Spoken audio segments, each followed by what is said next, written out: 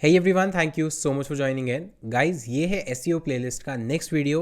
और इससे पहले भी हमने एसईओ सीरीज़ में स्पेशली ऑन पेज प्लेलिस्ट में काफ़ी सारे वीडियोस डाल रखे हैं। तो अगर आप पहली बार इस वीडियो को देख रहे हैं और उन वीडियोस को नहीं देखा है तो इस वीडियो को कंप्लीट होने के बाद उनको ज़रूर जाकर देखिए, सो दैट एसईओ के बारे में आपको जीरो से लेके सारी चीज़ें एंड टू एंड पता चले, तो ही आप एसईओ सीख पाएंगे। और अगर चैनल पर पहली बार आए हैं तो सब्सक्राइब कर लीजिए ऐसे ही और वीडियोज़ के लिए। तो फ्रेंड्स, इस वीडियो में हम बात करने वाले हैं about external links. Last video में डिस्कस किया था, लास्ट दो वीडियोस में प्रॉपरली डिस्कस किया है कि इंटरनल लिंक्स क्या होते हैं, कैसे आप उनको इंप्रूव कर सकते हैं, स्ट्रैटेजीज क्या हो सकती हैं और इंटरनल लिंक इंप्रूव करने से अल्टीमेटली आपको क्या बेनिफिट होने वाला है। बट एक और फैक्टर आता है, वो है एक्सटर्नल लिंक या फिर आउटबाउंड लिंक, जिसको यूजुअली बहुत सारे लोग अवॉइड कर देते हैं कि हाँ, किसी और पेज का बस लिंक देना चाहिए और ये जो दो चीज़ें करनी चाहिए, दैट्स इट। बट ये इतना ईजी नहीं है। आपको जब भी एक्सटर्नल लिंक मेंशन करने हैं उसमें भी काफ़ी चीज़ें ऐसी हैं जो आपको ध्यान रखना ज़रूरी है, क्योंकि किसी भी वेबसाइट का लिंक आप अपनी वेबसाइट पर अगर डाल रहे हैं एज एक्सटर्नल लिंक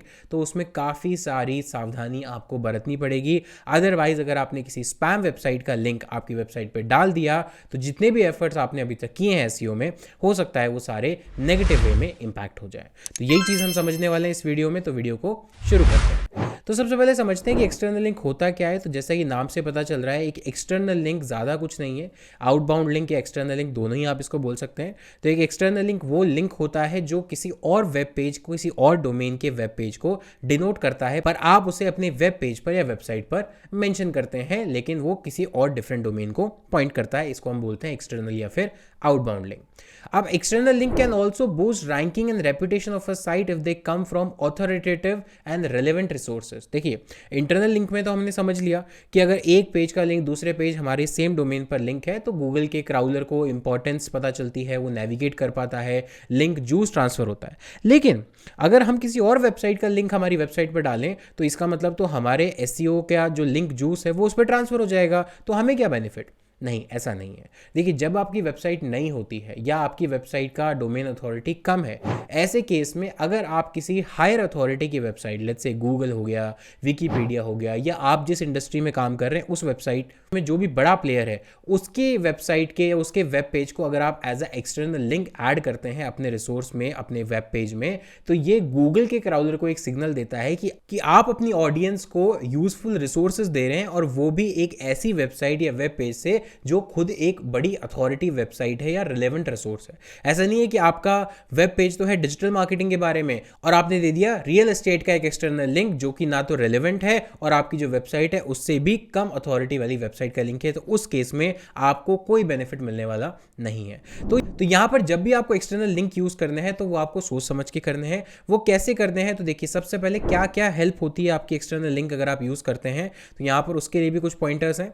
तो देखिए, सबसे पहले जब आप एक्सटर्नल लिंक यूज करते हैं तो ये सबसे पहले गूगल को सिग्नल देता है कि आपका पेज, जिस पेज को आपने एक्सटर्नल लिंक किया है, उससे कैसे रिलेटेड है।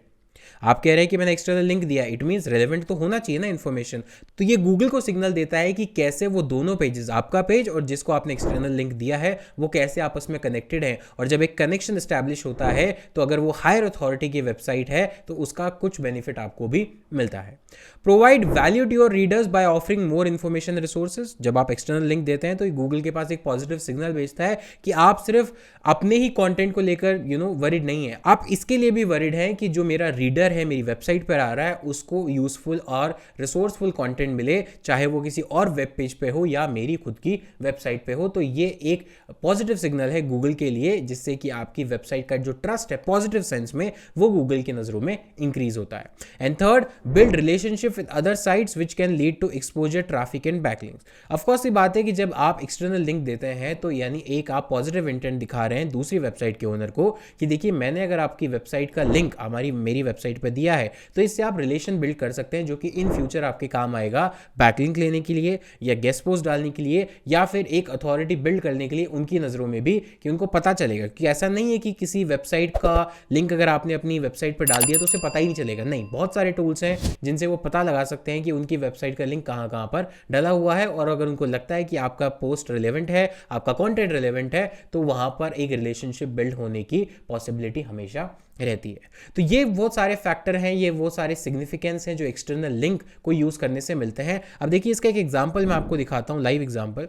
यहाँ पर सेम मैं एग्जांपल लेता हूँ जो मैंने इंटरनल लिंक में भी लिया था। मेलचिम्प एक बहुत बड़ी वेबसाइट है अपने आप में, राइट, और उसने एक अपना ब्लॉग लिखा डिजिटल मार्केटिंग के बारे में। अब यहाँ पे ऑफकोर्स के इंटरनल लिंकिंग तो उसने की है, लेकिन अगर आप ध्यान से देखेंगे यहाँ पर जो फर्स्ट लिंक है वो एक एक्सटर्नल लिंक है। क्यों? क्योंकि अगर मैं इसको ओपन करता हूँ एक नए टैब में, तो आप देखेंगे कि एक ये नए टैब में ओपन हुआ है और ये मेलचिम्प की वेबसाइट नहीं है, ये कोई अदर वेबसाइट है। बट ये कैसी वेबसाइट है? क्या ये कॉम्पिटिटर की वेबसाइट है मेलचिम्प की? नहीं, ये कॉम्पिटिटर की नहीं है, ये एक रिसर्च वेबसाइट है। ये एक रिसर्च वेबसाइट है जो कि ओपनली किसी रिसर्च को पब्लिश करती है, किसी सर्वे के रिजल्ट को पब्लिश करती है। तो यहां पर मेलचिम्प ने इसको लिंक दिया, पर ये डायरेक्टली कॉम्पिटिटर नहीं है।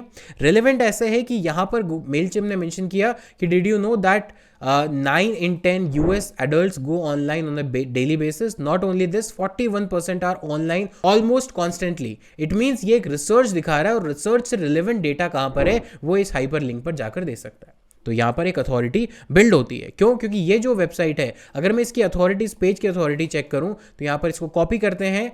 ऑफ कोर्स गूगल कभी भी इस चीज़ को ऑफिशियली डिक्लेयर नहीं करता है कि मैं किसी पेज की अथॉरिटी कैसे जज करता हूँ, पर वो पेज की अथॉरिटी जो बाकी टूल्स है वो बैकलिंक्स या आपका कंटेंट कैसा है, ट्रैफिक कैसा है, उस पर जज करते हैं।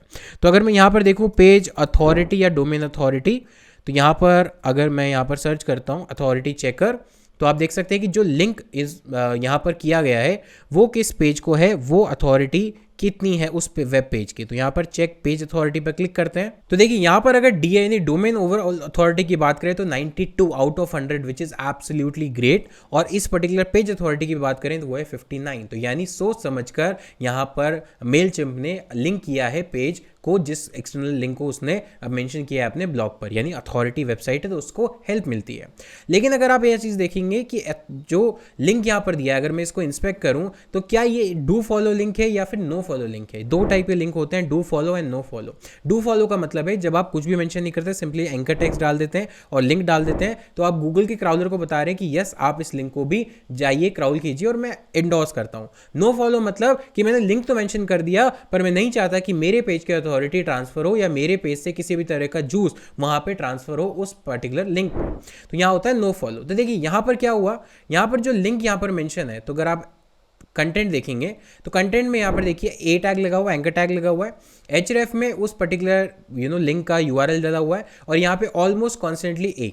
अब यहाँ पर कोई भी नो फॉलो टैग नहीं है। अगर आपको इस लिंक को नो फॉलो बनाना है तो आपको REL नो फॉलो लिखना पड़ेगा, बट यहाँ नो फॉलो नहीं है, मतलब ये by default do follow link है। डू फॉलो लिंक का मतलब है कि क्योंकि ये पेज जो लिंक मैंने किया है उसकी अथॉरिटी ज़्यादा है, उसकी पेज अथॉरिटी ज़्यादा है, तो मैंने यहाँ पर मेरा बेनिफिट देखते हुए यहाँ पर इस वेबसाइट ने क्या किया कि यहाँ पर डू फॉलो लिंक डाल दिया, और ये गूगल को सिग्नल दे दिया कि भाई मैं इस चाहता हूं कि पेज की अथॉरिटी वहां जाए। क्यों? क्योंकि उसकी अथॉरिटी ऑलरेडी हाई है, राइट, और हाई है तो मतलब वो एक पॉजिटिव सिग्नल भेजेगा। But her link, external link जो आप मेंशन कर रहे हैं, वो जरूरी नहीं कि आप डू फॉलो करें। मैक्सिमम केसेस में वो नो फॉलो होता है, जस्ट बिकॉज कि आपको क्रेडिट देना है या आपको एक अथॉरिटी बिल्ड करनी है, दैट्स इट।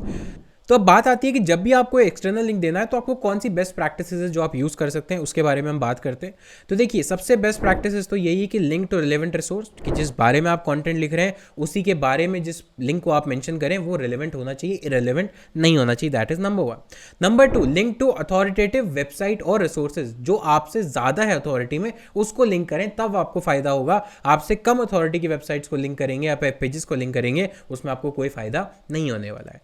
थर्ड है ऑप्टिमाइज एंकर टेक्स्ट। अगेन जब जिस टेक्स्ट पर आप लिंक दे रहे हैं वो टेक्स्ट भी ऑप्टिमाइज होना चाहिए, आपके लिए उस पर्टिकुलर कीवर्ड से रिलेवेंट होना चाहिए जो कीवर्ड आप दिखाना चाहते हैं या टारगेट करना चाहते हैं, तो ही वो जाकर फायदा देगा। And avoid link schemes, it means आप ऐसा ना करें कि बहुत ज़्यादा पेड किसी लिंक में चले जाएं, या कोई लिंक स्कीम कहीं पर आपको ब्लैक हैट SEO में मिल गया वहाँ पर चले जाएं, ऐसा मत कीजिए। स्पॉन्सर्ड लिंक से बचें, क्योंकि गूगल जब उसको डिटेक्ट करेगा तब वो पीनलाइज कर देगा आपके पेज को या डोमेन को। तो ये कुछ बेस्ट प्रैक्टिसेस हैं जो कि एक्सटर्नल लिंक में आपको यूज़ करनी चाहिए, और सोच समझकर एक्सटर्नल लिंक को काम में लेना चाहिए, क्योंकि किसी और वेबसाइट पर जा रहे हैं तो आज भले ही से वो अच्छा हो, कल हो सकता है कि उस वेबसाइट पर अगर पेनल्टी आ गई या वो डाउन चली गई क्योंकि आपने एक्सटर्नल लिंक मेंशन किया हुआ है बिना सोचे समझे, तो आपकी वेबसाइट के पेज पर, अथॉरिटी पर भी इम्पैक्ट हो सकता है। तो गाइज ये थी एक video about external link and कैसे उसको यूज कर सकते हैं इन अ बेस्ट वे। गाइज इस वीडियो के लिए इतना ही, मिलता हूं आपसे नेक्स्ट वीडियो में, तब तक के लिए take care, thank you so much, have a nice